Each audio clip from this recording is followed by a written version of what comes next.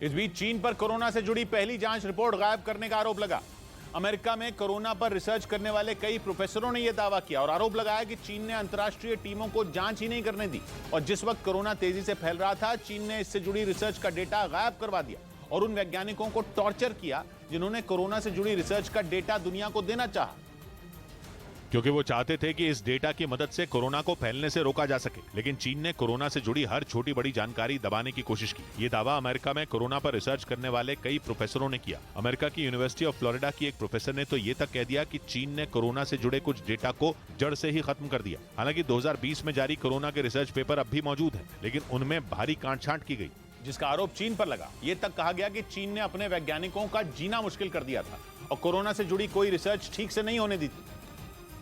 जिसका सीधा मतलब यह है कि चीन चाहता था कि दुनिया में कोरोना जैसी महामारी फैले और वैज्ञानिक इस वायरस को खत्म करने का तरीका न ढूंढ पाएं, फिर चाहे इसके लिए उसे अपने ही वैज्ञानिकों को सूली पर क्यों न चढ़ाना पड़े। यही नहीं, दुनिया में हाहाकार मचाने के लिए चीन ने अपने नागरिकों की भी बलि ली, क्योंकि पिछले साल चीन में कोरोना विस्फोट की खबरें आईं। दावा किया गया कि लाखों लोगों की जान गई, लेकिन चीन को अक्ल नहीं आई, क्योंकि उसने वो सच्चाई भी दुनिया से छुपाई।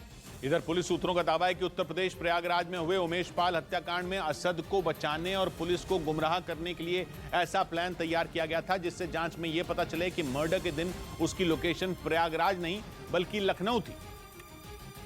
मतलब ये कि अतीक का बेटा असद काम भी कर दे और उसका इस केस में नाम भी ना आए। सूत्रों के मुताबिक इसके लिए जो प्लान बनाया गया था, उसके तहत असद का चेहरा छिपाने के लिए मंकी कैप मंगवाई गई थी, ताकि जब वो उमेश पाल की हत्या कर रहा हो तब उसका चेहरा किसी को ना दिखे।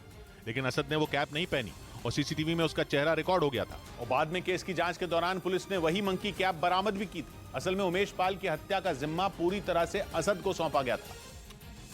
लेकिन सूत्रों के मुताबिक साथ में यह भी तय किया गया था कि किसी भी कीमत पर वो इस केस में ना फंसे, जिसके लिए दूसरी प्लानिंग ये थी कि असद ने अपना मोबाइल फोन और एटीएम कार्ड उमेश पाल की हत्या से पहले ही लखनऊ में अपने गुर्गे यतीन जफर को दे दिए थे, ताकि जिस वक्त प्रयागराज में उमेश पाल की हत्या हो, उसी वक्त यतीन उसके कार्ड से लखनऊ में पैसे निकाल सके। और असद के कहने पर उमेश पाल के हत्या के दिन यतीन ने ऐसा किया था, जिससे जांच एजेंसियों को असद की लोकेशन लखनऊ में मिले और उस पर शक न हो।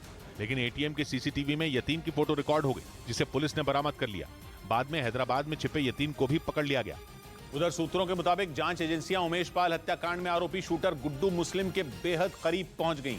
उसकी आखिरी लोकेशन पश्चिम बंगाल में मिली, जिसके बाद गुड्डू मुस्लिम की तलाश में पिछले 3 दिन से पश्चिम बंगाल में कई जगह छापेमारी जारी है। सूत्रों के मुताबिक गुड्डू की लोकेशन बंगाल के मुर्शिदाबाद और उसके पास मिली, यानी इन्हीं इलाकों में वो कहीं छिपा हो सकता है, जिसकी कभी भी गिरफ्तारी हो सकती है। हालांकि कुछ दिनों पहले ओडिशा या फिर छत्तीसगढ़ में होने की उसकी आशंका जताई गई थी।